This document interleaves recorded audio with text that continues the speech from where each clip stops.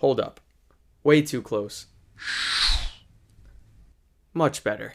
What's up, everybody? It's me, Nick Desjarlais. Welcome back to the channel Vibe Nick, where we're doing tech and gadget reviews. Today we have the Fitbit Sense watch, where we're going to go over the likes, the dislikes, and why I am returning it. But first, down below, smash that subscribe and like button to join along with new videos every week. And speaking of every week, last week I missed an upload all because of this damn watch. I wanted to understand it more before just throwing information out to you. So I tested it out, took a week off, and now I'm here to give my honest thoughts. So I say we dive in. Let's go. Starting off with the style and look of the Fitbit Sense, it's absolutely amazing and one of the better looking smartwatches Fitbit has made throughout the years, and arguably looks better than the Apple watches.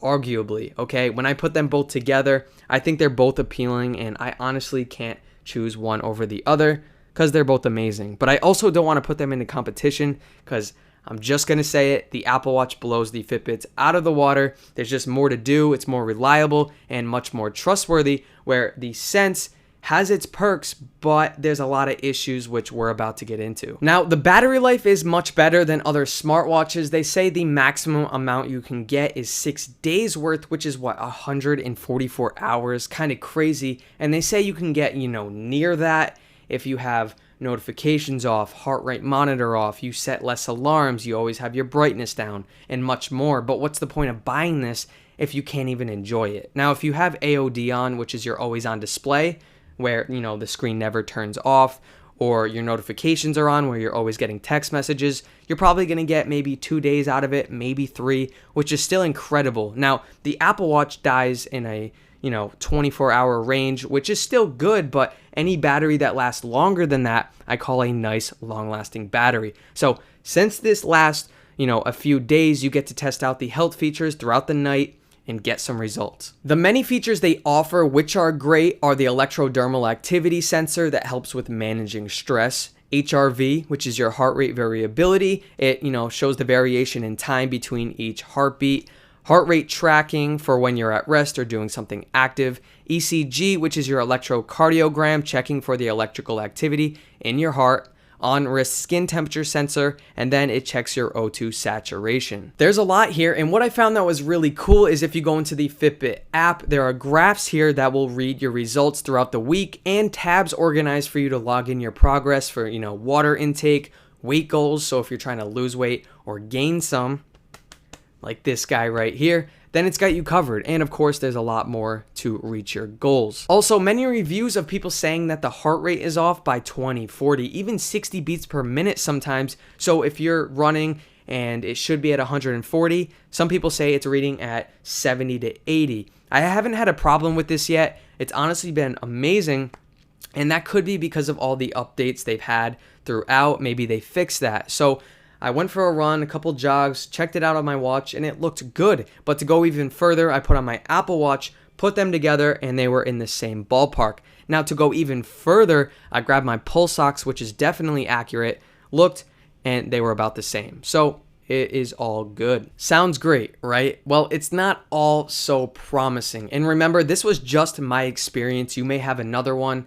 Keep that in mind. So downside to all of these health features is one, none of the graphs have showed up for me yet, and I've had it for, quite some time where it should have already recorded and given the results. Maybe it needs more time to gather the information and Fitbit just gave the wrong instructions. Who knows? But for a health and fitness watch that specializes in this stuff, there should be no issues. And then number 2 is you cannot check your O2 levels on command. It only tracks it through the night, where it tells you your average and your, range. So my average was 93% on the first night, lower than expected, but when you're laying down, your heart rate goes down, your breathing slows down, so that could have been true. But then the range was 79% to 96. 79? If I was in the 80s throughout the night, that's not good. And I kind of freaked out at first, but then I realized there's been a lot of problems, issues, and some people said this has happened to them. So I didn't freak out. And then the next night it said I was 93% to 100. So that was a lot better. But at the same time, what do I believe? Okay, now there's the Fitbit premium subscription, and anytime we hear premium subscription, what do we think? money out of our pockets. Now, it comes with guided workouts, meditations, advanced health insights, sleep tracking, and a few more things, which is fantastic. It's just crazy how you have to pay $10 a month or $80 a year when you already bought the watch for, what, $230. Now, on the bright side, and I guess thanks to COVID, they gave a 3-month free trial. So if you do decide to buy this, take that to your advantage. The next thing was music. So you can download music to the watch through Pandora or Deezer. Deezer, what the hell even is that? Never heard of it. And for those of you who do use it, I'm sorry, I'm just not familiar, but those are the two and only two that you can download music offline and play away from your phone. Spotify is available, you just, you can't download the music and you have to be connected to your phone.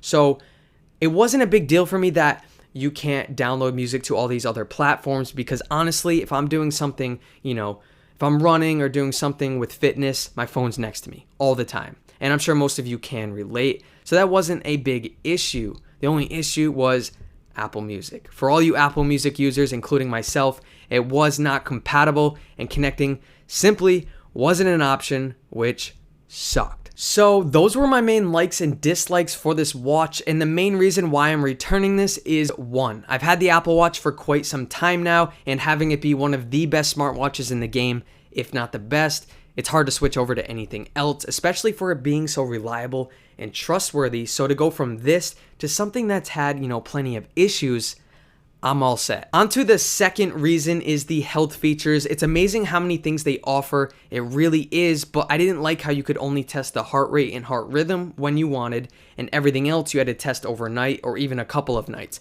But even after that night or even couple of nights, you're not even promised the results. The only one you're most likely promised is the SpO2. I know they're working on it, they're making things better, but again, I'm all set. And then lastly, it might seem a little surprising, but a big downfall was the no Apple Music. And for those of you who use Pandora, Deezer, or Spotify, this doesn't apply to you, but for all my Apple Music people, you're not going to be able to change music, change the volume while you're at the gym. I'm obsessed with this with the Apple Watch, so for that, I could not switch over. But yeah, that's it on this review. If you agree or disagree, it's all good. Leave a comment below, and I'd love to hear your thoughts. Smash that subscribe and like button for new videos every single week, and I'll see you in the next one. Peace.